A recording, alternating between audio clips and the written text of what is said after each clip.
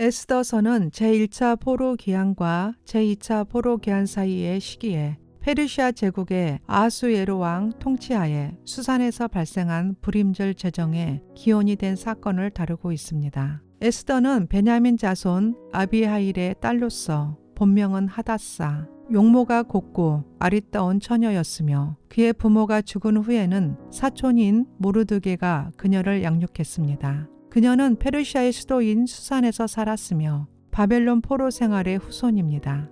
에스더서는 구약 성경에서 1장에서 10장으로 구성되어 있습니다. 에스더서 1장은 페르시아의 아하수에로 왕 시대를 배경으로 시작합니다. 에스더서 1장의 주요 내용은 페르시아 왕 아하수에로가 주최한 큰 연회와 그 과정에서 왕비 아스디가 왕의 명령을 거부해 폐위되는 사건을 다룹니다.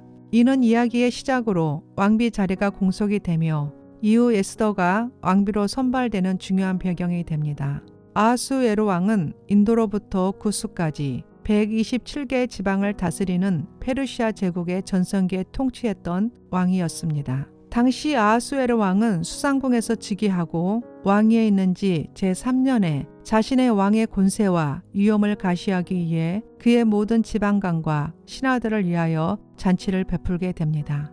아하수에로 왕은 180일간의 대연회 후에도 또다시 7일 동안 왕궁에서 백성들을 위한 잔치를 열었습니다. 이때 왕비 아스디도 아하수에로 왕의 연회와는 별도로 왕궁에서 여성들을 위한 잔치를 열고 있었습니다. 이때 아하수에로 왕이 7일째 되는 날 술에 취해 기분이 좋아지자 어전넷이 7사람을 보내어 왕비 아스디를 왕 앞에 데려오라고 명령합니다. 왕은 왕비 아스디의 아름다움을 백성들과 대신들에게 자랑하려고 했으나 왕비 아스디는 이를 거절합니다. 이에 분노한 아하수에로 왕은 신하들과 상의한 후 아스디를 폐위시키기로 결정하고 왕의 조서는 그의 넓은 제국의 모든 지방에 전해졌으며 조서 내용은 모든 가정에서 남편이 가정을 주관해야 한다는 내용을 담고 있으며 각 지역의 언어로 번역되어 보내졌습니다. 이 사건은 후에 에스더가 왕비가 되는 계기를 마련합니다. 에스더 2장은 아스디 왕비가 폐위된 후 아하수에로 왕이 새로운 왕비를 찾는 과정에 대해 설명하고 있습니다. 전국에서 아름다운 처녀들이 왕에게 모여들었고 그중 유대인 모르드게의 사촌인 에스더도 포함되었습니다. 왕의 내시인 헤게가 에스더를 마음에 들어하며 그녀에게 특별한 대우를 해줬고 왕과 만남을 위해 1년간 준비 과정을 거친 후 왕 앞에 나가게 되는데 후궁 중에 에스더는 왕의 총애와 호의를 받아 왕비 아스디를 대신하여 왕으로 세워집니다. 에스더는 왕비가 된 후에도 모르드게가 지시한 대로 자신의 민족이나 출신을 밝히지 않고 왕의 궁에서 생활하게 됩니다. 에스더 2장 21절에서는 에스더의 왕후 등극 후 중요한 사건이 등장합니다. 모르드게가 왕의 문 앞에 앉아 있을 때 왕의 두 내시인 빅단과 데레스가 왕 아하수에로를 암살하려는 음모를 꾸미는 것을 알게 됩니다. 모르드게는 이 음모를 알아차리고 에스더에게 알리며 에스더는 이를 모르드게의 이름으로 왕에게 알리게 됩니다. 이 사건은 나중에 모르드게가 큰 보상을 받는 계기가 되고 이야기 전개에서 중요한 전환점이 됩니다.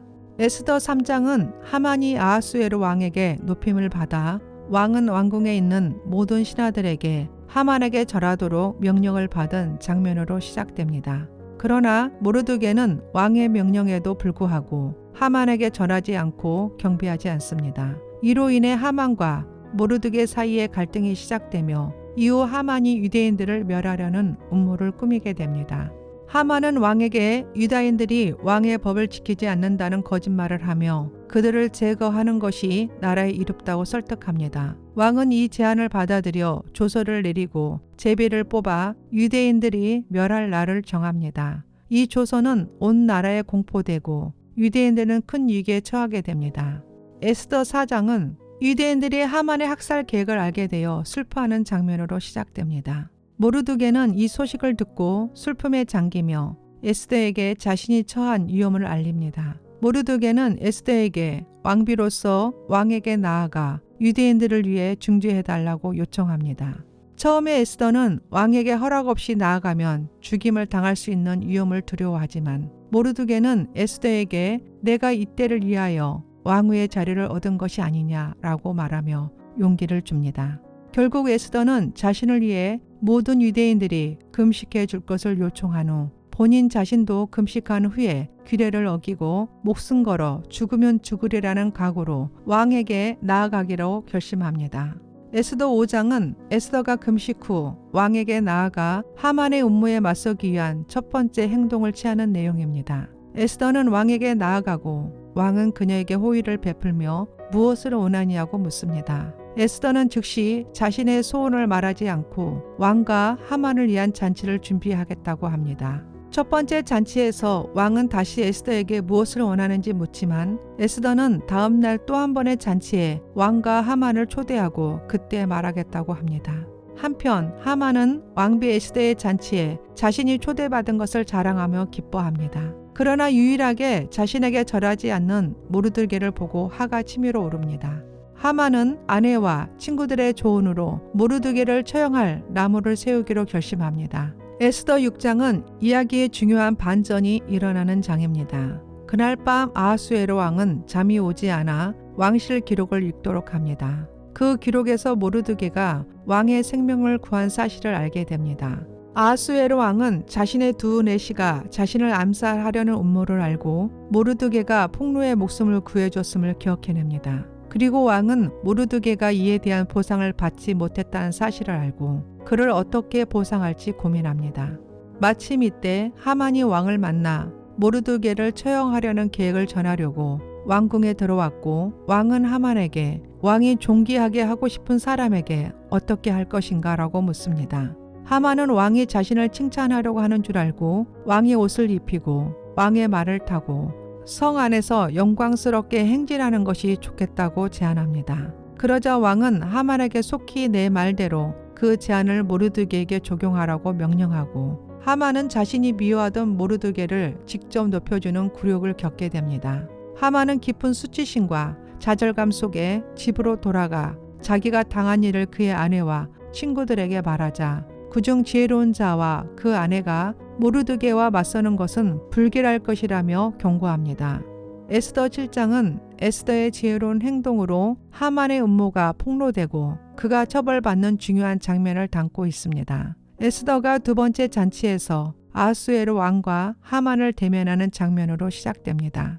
잔치 중에 왕은 다시 에스더에게 그녀의 소원이 무엇인지 묻습니다. 그때 에스더는 자신과 그녀의 민족이 모두 멸망당할 위기에 처해 있으며 이 음모를 꾸민 자가 바로 하만이라고 폭로합니다. 왕은 이에 크게 분노하며 하만에게 책임을 묻습니다. 하만은 목숨을 구걸하며 에스더에게 애원하지만 왕은 이미 그에 대한 분노로 가득 차 있었습니다.